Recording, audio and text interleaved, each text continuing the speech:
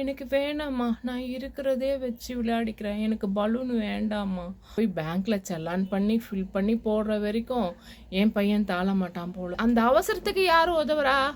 உன் தாய் தானே உதவுறா.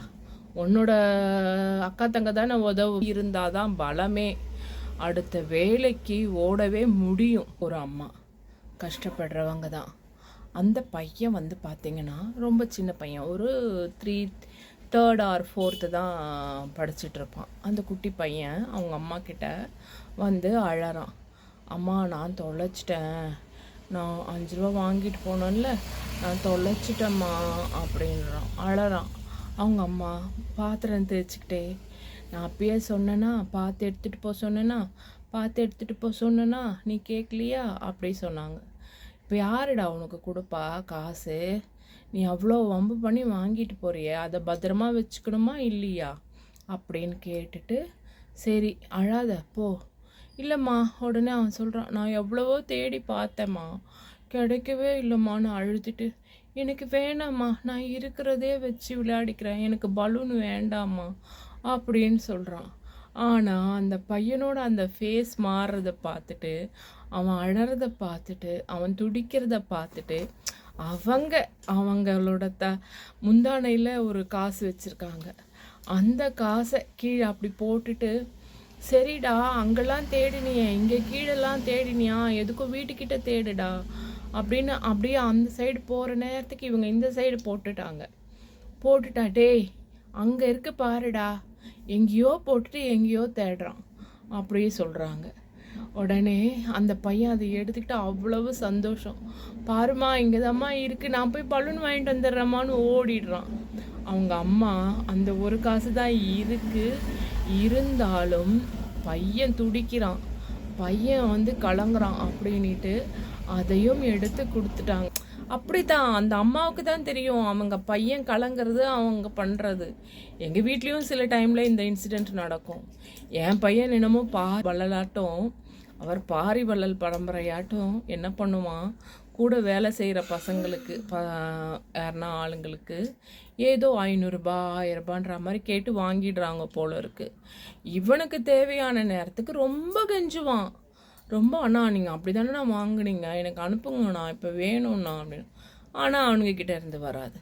ஒரு வாட்டி என்ன பண்ணால் இப்படி தான், எவனுக்கு எவ்வளோ கொடுத்தான்னு தெரியல, எவ்வளோ 3000 அப்படி கொடுத்துட்டான் போல இருக்குது. இவனுக்கு ஒரு மொபைல் வாங்குகிற நேரத்துக்கு இஎம்ஐயோ ஏதோ போச்சு. அது அப்போ வந்து என்ன பண்ணிட்டான், எனக்கு வேணும் நைட்டெல்லாம் யாருக்கிட்டேயோ கெஞ்சிட்ருக்கான். உடனே எனக்கு மார்னிங் நான் என்ன பண்ணுவேன், நான் அப்போ கிளம்ப கூட இல்லை, இவன் வேலைக்கு சீக்கிரம் போயிட்டம்மா எனக்கு ஒரு 2000 இருந்தால் அனுப்புங்கம்மா, நாங்கள் அப்போ தான் ஷிஃப்டிங் முடிச்சிருக்கோம், கையில் வந்து மினிமம் பேலன்ஸ் தான் இருக்குது, ஒன்றுமே பண்ண முடியல. அப்புறம் அவன் எங்கேயோ எனக்கு இல்லைன்னு, அவருக்கு என்ன, அவர் மேலே எந்த இதுவுமே கிடையாது, ஏதோ கடைக்கு வாங்கிட்டு வருவான் போவான் அவ்வளோதான். அதனால் முக்கியமான பொறுப்புகள் அவர்கிட்ட கிடையாது. அதனால் எதையோ ஒரு காசு வச்சுருந்தான். அம்மா 3000 வந்து அந்த பேக்கில் இருக்குமா, அதை நீ எடுத்துக்கோமா, எனக்கு ஒரு 2000 அனுப்பிச்சி விடுமாங்கிறான். ஆனால் எனக்கு பேலன்ஸு கம்மியாக இருக்குது, நான் என்ன பண்ண முடியும்? ஒரு 4 கடையில் போய் ஒவ்வொருத்தரையாக கேட்டு அனுப்புங்கப்பா காசு தரேன்னு, அதில் எவனுமே அனுப்ப மாட்டேங்கிறானுங்க. அதுக்கப்புறம் இன்னொருத்தன் தானாக நான் பக்கத்தில் கேட்டுட்டு இருக்கிறத பார்த்துட்டு, அக்கா என்னக்கா வேணும் அப்படின்னு, இல்லைப்பா இங்கே யாருன்னா இந்த மாதிரி அனுப்புவாங்கள்ல ஜிபே, அதாவது சொல்லுப்பா, 2 கடையில் கேட்டேன் கிடைக்கல, நான் போய் பேங்க்கில் செலான் பண்ணி ஃபில் பண்ணி போடுற வரைக்கும் என் பையன் தாள மாட்டான் போல இருக்குது, அவனுக்கு ஏதோ இஎம்ஐ போதான், ஆனால் நான் உடனே அனுப்பிச்சு ஆகணும், செலான் ஃபில் பண்ணி போக எப்படியும் 1/2 hour ஆகும், பேங்க்குக்கு நான் போக 10 நிமிஷம் ஆகும், எப்படியும் 45 minutes ஆகிடும். அவன் துடிக்கிறான், இஎம்ஐ போயிடும், சீக்கிரம் போடுங்கம்மா சீக்கிரம் போடும். அதை நைட்டேவாது சொல்லலாமா, நைட்டேவாது சொன்னால் காலையில் நம்ம போய் இப்போ பேங்க்குக்கு போட்டிருப்போமா, எதுவும் கிடையாது. அந்த அவசரத்துக்கு யாரும் உதவுறா? உன் தாய் தானே உதவுறா, உன்னோட அக்கா தங்க தானே உதவுவா, வேறு யாரும் உதவுவாங்க? ஃப்ரெண்டுன்னு கொடுக்குறியே, அவன் வந்து நிற்கிறானா, அவன் வந்து இது பண்ணுறானா? இவன் வச்சுருக்கிறது ஒரு ஃப்ரெண்டு, இவன் கேட்டால் இது பண்ணுவான், ஆனால் அவனும் வந்து எப்பயுமே வந்து இருக்கிறத வச்சு செலவு பண்ணுற பையன்தான். இவன் வேற யாருக்கோ பாவப்பட்டு கொடுத்துட்டு இவன் தேவைக்கு இவன் கெஞ்சிட்டு கிடக்குறான். பணமே எல்லாத்தையும் கொண்டு வந்துடாது, ஆனால் வாழ்க்கைக்கு பணம் தேவை. தேவையானதுக்கு பணம் இருக்கணும் இல்லையா? அது இல்லைன்னா அவ்வளோதான், மனுஷன் உடஞ்சி போயிடுவான். அந்த தேவைக்கு பணம் இருக்கணும். அதிக செலவு செய்யக்கூடாது, அதிகமாக நம்ம எதிர்பார்க்கக்கூடாது. நம்ம கிட்ட இருக்கிறத வச்சுக்கிட்டு ஓடணும். ஆனால் முக்கியம் பணம். பணம் இருந்தால் தான் பலமே. அடுத்த வேலைக்கு ஓடவே முடியும். அதனால் பணத்தை நல்லபடியாக சம்பாதிக்க ஃபஸ்ட்டு ஒவ்வொருத்தரும் கற்றுக்கணும், கடைபிடிக்கணும். பணத்தை காப்பாற்றிக்க கடைபிடிக்கணும். இதே என் பையன் ஒரு அது வச்சுருக்கான், கொஞ்சம் கொஞ்சமாக சேர்த்து வைக்கிறான். அதிக செலவு பண்ணுறது கிடையாது, எதையும் எடுத்து எதுவும் பண்ணுறது கிடையாது. அவனே சாப்பிட்றதுக்கு கூட பார்த்திங்கன்னா ரொம்ப பார்த்து பார்த்து தான் சாப்பிடுவான். வெளியில் 5 o'clockலாம் போயிடுறான் அவனோட ஒர்க்குக்காக. அவன் ஒர்க் பண்ணுறான், அந்த வர காசை அவ்வளோ அழகாக சேர்த்து வைக்கிறான். ஆனால் அவனுக்குன்னு பெரிய பொறுப்புகள் கிடையாது, நான் கொடுக்க மாட்டேன். ஏன்னா அவனுக்கு வந்துருச்சு, கல்யாண வயசு வந்துருச்சு. கல்யாணம் ஆயிடுச்சுன்னா அவன் பார்த்துப்பான். அவனுக்கு தெரியும், இப்பயே தெரியுது. அவங்க அக்கா இருந்த வரைக்கும் வேறு மாதிரி இருந்தான். அவங்க அக்கா கல்யாணம் பண்ணி போன பிறகு சிலதுக்கெலாம் எல்லாமே அவன் தான் செய்கிறான். அவன் கொடுக்கறது மந்த்லி கொடுக்கறது இல்லாமல் டெய்லி காய் வாங்கிட்டு வர்றது, அப்புறம் வீக்லி நான்வெஜ் வாங்கிறது, வேறு எதனா ப்ரொவிஷன்ஸ் வாங்குறதுலாம் இப்போ நடுவில் செய்கிறான். முதல்ல அதை செய்ய மாட்டான். ஆனாலும் நான் சொல்லுவேன், நீ யாரை நம்பியும் பணத்தை கொடுக்காத. அவங்க அப்படி தான் சொல்லி வாங்குவாங்க. ஆனால் அவங்களுக்கு நம்ம அவசரத்துக்கு கொடுத்த அளவுக்கு நம்ம பதறுவோம். சிலர் கேட்குறாங்கன்னா நம்ம பதறுவோம். அச்சோ என்ன கஷ்டமோ தெரியல, நம்ம கஷ்டப்படுற நேரத்துக்கு யார்கிட்டையும் நம்ம போய் கேட்க மாட்டேங்கிறோம். நம்ம கேட்டாலும் கொடுக்குறவங்க வேண்டாம் அப்படின்ற மாதிரி தான் நம்ம கஷ்டத்தை யார்கிட்டையும் காமிச்சிக்க மாட்டோம். ஆனால் மற்றவங்களாம் அப்படி இருப்பாங்களா? சிலர் அதை ஏமாற்றி வாங்குவாங்க, வீண் செலவுக்கு கூட வாங்குவாங்க. சிலர் முக்கியமான செலவுகளே இருக்கட்டும் கடன் வாங்கி செய்வாங்க. ஆனால் அந்த கடன் வாங்குற வரைக்கும் இருக்கிற அந்த டென்ஷன் கடன் கொடுக்கறதுக்கு இருக்காது. ஒரு 10 பேர் அந்த மாதிரி வாங்கினாங்கன்னா ஒரு 2 பேருக்கு கூட கடன் வாங்குறப்ப இருக்கிற அந்த டென்ஷன் கடன் கொடுக்குறப்ப கண்டிப்பாக இருக்கவே இருக்காது. நம்ம கஷ்டத்துக்கு கொடுத்தாங்களே, நம்ம இதுக்கு கொடுத்தாங்களே, அவங்க இன்னைக்கு கொடுக்குறோன்னு சொன்னோமே, அவங்களுக்கு கொடுத்துடணும், அவங்களுக்கும் கமிட்மெண்ட்ஸ் இருக்கும் அப்படின்னு யாருமே திங்க் பண்ண மாட்டாங்க. உடனே அவங்களோடது முடிஞ்சுதா அவ்வளோதான். அவங்களோடது முடிஞ்சிட்ட உடனே நம்மக்கிட்ட வாங்கினதை கூட அவங்க ஞாபகம் வச்சுப்பாங்களா எல்லாரும்னு தெரியாது. அதை தான் என் பையன்கிட்ட சொல்வேன் நான். நீ கொடுக்காத, உன்னோட தேவைகள் இருக்குது. இப்போ அக்கா இல்லை, நீ முன்ன மாதிரி கிடையாது, இனி உன்னோட கமிட்மெண்ட்ஸ் நீ இருக்குது. இவனுக்கே இப்போ கல்யாணம் ஆனாலும் சிலதெல்லாம் சொல்லுவேன் நான். சிலதெல்லாம் என் பிள்ளைக்கு நான் கரெக்டாக சொல்லிகிட்டே வருவேன். அந்தந்த இதுக்கு பார்த்தீங்கன்னா கரெக்டாக சொல்லுவேன். இப்போ சொல்லுவேன், இந்த ஒரு பொண்ணு பார்க்குறோம், உனக்கு கல்யாணம் பண்ணுறோம், நீ சேர்த்து வை, அவளுக்கு உண்டான செலவுகளை நீ தான் பார்க்கணும். அவள் கேட்கறதுக்கு முன்னாடி நீ செய்யணும். உனக்கு என்ன வேணும், உனக்கு என்ன பண்ணணும்னு நீ செய்யணும். அப்படி இருந்தால் தான் அடுத்தது நீ போக முடியும். இப்போ இருக்க பெண்கள்லாம் ரொம்ப எதிர்பார்க்குறாங்க.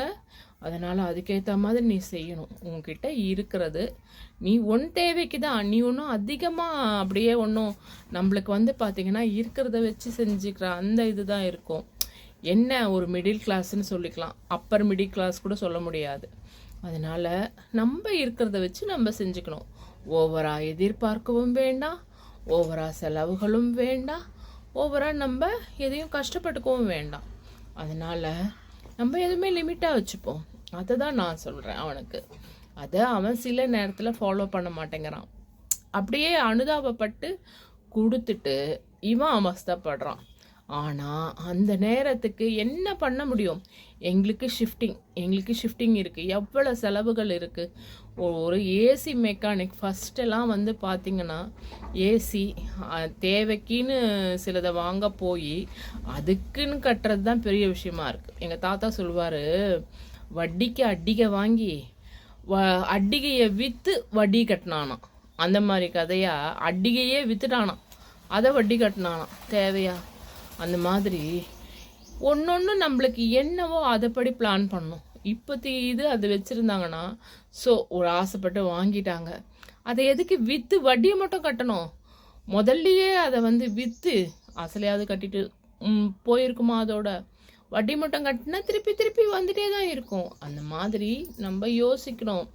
ஒரு சமயம் வந்து அந்த சிலதில் மாட்டிட்டோம்னா அதுலேருந்து வெளியில் வந்துட்டோம்னா அதை திருப்பி செய்யக்கூடாது. அதனால் நம்ம தேவைக்கு யாரும் வந்து அவசரத்துக்கு கொடுக்க மாட்டாங்க. அதனால் நம்ம கிட்ட இருக்கிறத வச்சு தான் நம்ம போகணும். ஒவ்வொரு ஏசி மெக்கானிக்கும் முதல்லலாம் எவ்வளோ கம்மியாக தான் வாங்குவாங்க. இப்போ அப்படியா? ஒரு ஏசி கைட்டி மாட்டுறதுக்கே 4000லேருந்து 6000 வரைக்கும் சார்ஜ் பண்ணுறாங்க. அதை க்ளீன் பண்ணணுன்றாங்க, கேஸ் ஃபில் பண்ணணுன்றாங்க. அப்போ எவ்வளவு இருக்குது? ஷிஃப்டிங் இருக்குது. அந்த மாதிரி ஒரு சுச்சுவேஷனில் மாட்டிக்கிட்டோம் நாங்கள். ஷிஃப்டிங் டைமில் இவன் திடீர்னு கேட்டானா எங்ககிட்டயே மினிமம் பேலன்ஸ் தான் இருக்குது, என்கிட்டையும் என் பொண்ணுக்கிட்டேயும். உடனே போடுமானா நான் என்ன தான் பண்ணுறது? இருந்தால் போட்டுடுவேன். ஆனால் இல்லையே, திருப்பி ஓடு, அங்கங்கே கேளு, பேங்க்குக்கு போ, இவன் காசையே கூட அந்த பேக்கில் இருக்குது, எடுத்துக்கோமா, எனக்கு போடுமாங்கிறான். ஆனால் எப்படிடா முடியும்? நான் என்ன ஜீபும்பாவா? ஜீபும்பானா ஏறிடுமா பணம்? இறங்கணும். நான் வந்து இப்போ போனது 2வது மாடி, அங்கேருந்து இறங்கி நான் பேங்க்குக்கு போகணும். பேங்க்குக்கு போகிறதுக்கே 10 நிமிஷம் ஆகும். அதுலேருந்து சலான் ஃபில்லப் பண்ணி அங்கே ஒரு க்யூ இருக்கும். எப்படியும் ஒரு 5 பேர்னே வச்சுக்கோங்க, 1/2 hour ஆகுது. எப்படியா இருந்தாலும் பேங்க்கில் எவ்வளோ சீக்கிரம் முடித்தாலும் 1/2 hour ஆகுது.